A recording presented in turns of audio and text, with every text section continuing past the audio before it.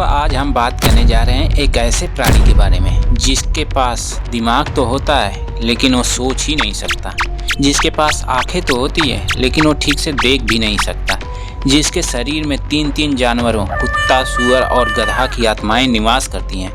यह मनुष्य की तरह चलते फिरते पाए जाते हैं लेकिन इनके अंदर तीनों आत्माओं का पूर्ण नियंत्रण होता है। अगर आप इनसे बहस करेंगे तो ये कुत्ते की तरह भौंकने लगेंगे, बिना कुछ सोचे समझे इतना तेज कुत्ते की तरह भौंकेंगे कि आप उनसे बहस करना ही बंद कर देंगे। और अगर इनसे आप कहीं खाने पीने की बात कर लिए कि शुद्ध खाना चाहिए, शुद्ध पीना चाहिए, तो ये लोग गोबर और गौमूत्र पीने लगते हैं, क्योंकि इनके अंदर सूअर की आत्माएं होती हैं। सूअर की आत्माओं होने के कारण इनको गोबर और गौमूत्र ज़्यादा पसंद आता है। इनकी मानसिक स्थिति इतनी गिर चुकी होती है कि ये खाने और गोबर में भी फर्क नहीं कर पाते हैं। अब तो आप लोग समझ ही गए होंगे कि हम किस अद्भुत प्राणी या प्रजाति की बात कर रहे हैं। ये प्राणी केवल और केवल भारत देश में ही पाया जाता है और इस प्राणी को कहते हैं अंधभक्त। तो पढ़ा लिखा होने का मतलब ये बिल्कुल भी नहीं कि हम अपना दिमाग का इस्तेमाल करना चाहिए। सरकार के विरुद्ध दिमाग का इस्तेमाल नहीं करना चाहिए। अबे साले लेकिन मोदी का वोट देने नहीं छोड़ेंगे। जय श्री राम। मोदी जी का पूरा नाम बताओ। दामोदर शास्त्री। मोदी जी भी सुन के सर, अंधभक्त उसे कहते हैं कि भगवान श्री राम आकर कहेंगे कि बीजेपी वोट चोर है, तो अंधभक्त कहें कि नहीं भगवान जी आप भी मुसलमान हैं। ये प्राणी जन्म से ही अंधभक्त नहीं पैदा होते हैं। इन्हें 2014 से अंधभक्त बनने की कड़ी ट्रेनिंग दी गई है। मॉर्निंग में सुबह उठते ही इनके यूनिवर्सिटी से, वही व्हाट्सएप यूनिवर्सिटी से इनको ज्ञान आना शुरू हो जाता है और व्हाट्सएप यूनिवर्सिटी से ज्ञान लेकर ये पूरे देश में नफरत फैलाने का कार्य शुरू कर देते हैं। जैसे इन अंधभक्तों को लगता है कि इनको आज़ादी ही 2014 में मिली है। सुनिए इस मोहतरमा को। आज़ादी अगर भीख में मिले तो क्या वो आज़ादी हो सकती है? आप खुद बताइए। What? उन लोगों ने युद्ध करके दी थी, तो आज़ादी आपको भीख में कैसे मिल सकती है? अबे क्या बोल रहा है? बिलियन बोल। वो आज़ादी नहीं थी, वो भीख थी, और जो आज़ादी मिली है वो 2014 में मिली है। क्या कहना है कि देश 2014 में आजाद थे, उससे पहले तो भीख मांग रहे हैं। अब हमको लगता है अब तो नाम नहीं लेंगे, लेकिन कुछ दिन के बाद कुछ लोग ऐसे भी कहेंगे कि पैदा तो हम पता नहीं बहुत पहले हो गए थे, लेकिन बाप 2014 में मिला हमको। जिनको लगता है कि आज़ादी 2014 में मिली है और वो भी लीज पे मिली है, ऐसे अंधभक्त होते। और कुछ अंधभक्तों को तो लगता है कि पटेल जी को देश का पीएम बनना चाहिए।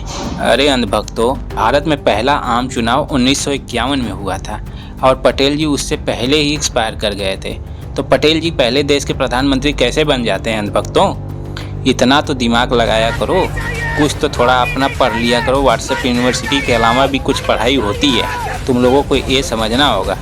दोस्तों, मैंने अपने हिसाब से अंधभक्तों को 3 भागों में बांटा है। फर्स्ट टाइप के वो अंधभक्त होते हैं जो अभी नए अंधभक्त बने होते हैं। इनके अंदर अंधभक्ति का वायरस इतना नहीं फैला है, तो इन्हें अभी भी इस वायरस से बचाया जा सकता है। अगर इन्हें वायरस फैलने से पहले ही अंधभक्ति का वैक्सीन दे दिया जाए तो इन्हें इस वायरस से बचाया जा सकता है। अगर फिर भी इनकी अंधभक्ति नहीं छूटती है तो इनके लिए बस एक ही इलाज है, कान पे पटापट पटापट पटापट इतना पीटो कि इनकी अंधभक्ति अपने आप खत्म हो जाए, एकदम इस तरह।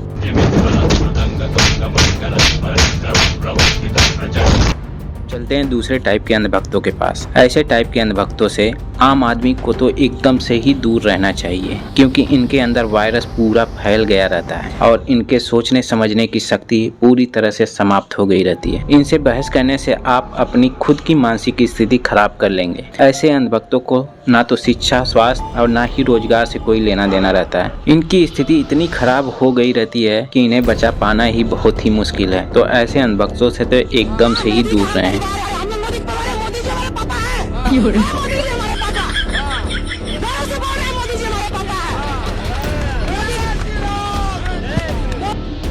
अब चलते हैं सबसे आखिरी लेवल के अंधभक्त के पास, जिसे कहते हैं प्रो लेवल अंधभक्त। इनकी मानसिक स्थिति इतनी खराब हो चुकी होती है कि ये गोबर को भी च्यवनप्राश समझकर खाते हैं। जैसे देखिए इस अंधभक्त। तो मेरे लिए तो बड़ा सिंपल है, ऐसे लिया और ये गोबर जिनको रिफाइन करके लेना हो लो, मुझे कोई दिक्कत नहीं है। ऐसे लेके कितनी अच्छी चीज है।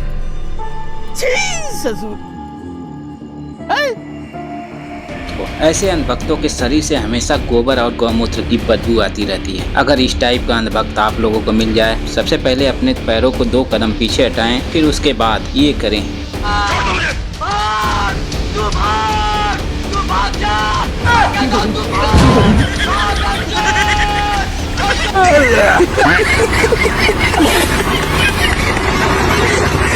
दोस्तों, अगर आप लोगों को अंधभक्तों की रिलाई अच्छी लगी हो तो वीडियो को लाइक करें, चैनल को सब्सक्राइब करें और वीडियो को ज़्यादा से ज़्यादा लोगों को शेयर करें। धन्यवाद।